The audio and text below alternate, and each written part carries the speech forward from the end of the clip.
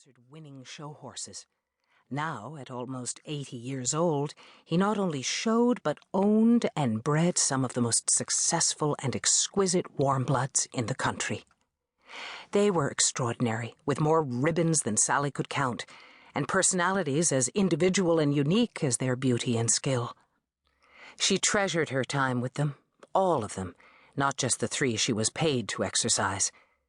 True, she needed the extra money she earned coming over here each morning, pitching in alongside the Pierson grooms, but the truth was she would have done it for free. Her tires crunched in the snow as she pulled her truck up to the barn and came to a stop. She was early. Frederick wouldn't be arriving for another half hour. That worked out fine. It would give her a chance to check on Sunrise, see how her leg was faring. She'd been favoring it the other day.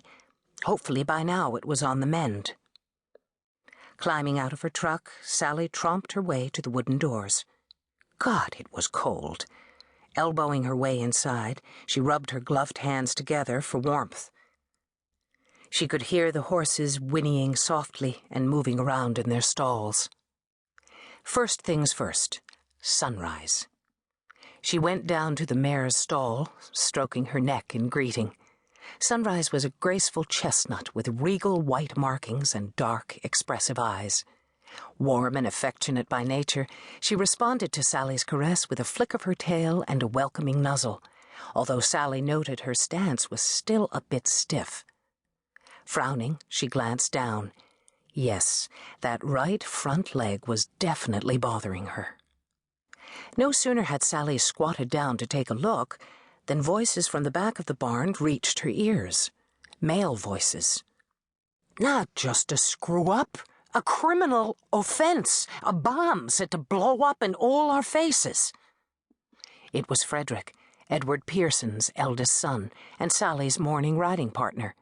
Evidently he was here, and he sounded furious. To hell with loyalty! He's out!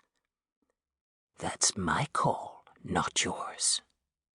The icy reply came from a voice Sally recognized as belonging to the family patriarch himself.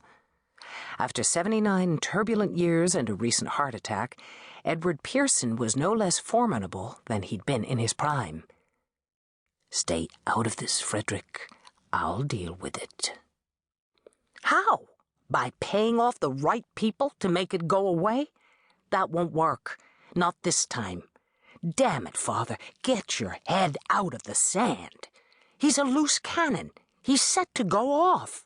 And when he does, it's our company and our lives that'll be blasted to bits. Stop being so melodramatic. I know what I'm doing. Great! Then clue me in. About your plans for him and that research consultant you're pouring our money into? The whole enchilada. I've got a right to know. I'm Pierson and Company's CEO. And I'm its chairman, Edward shot back. Until the day I die, which means you answer to me, not the other way around. How could I forget? You remind me daily. Now let me remind you that I've busted my ass for 30 years to get us where we are. Yes, but it was my ass that launched this company 50 years ago. You were still flipping baseball cards. Well, now I'm earning record profits. I can't do that if I'm being undermined. You obviously have an agenda. What is it?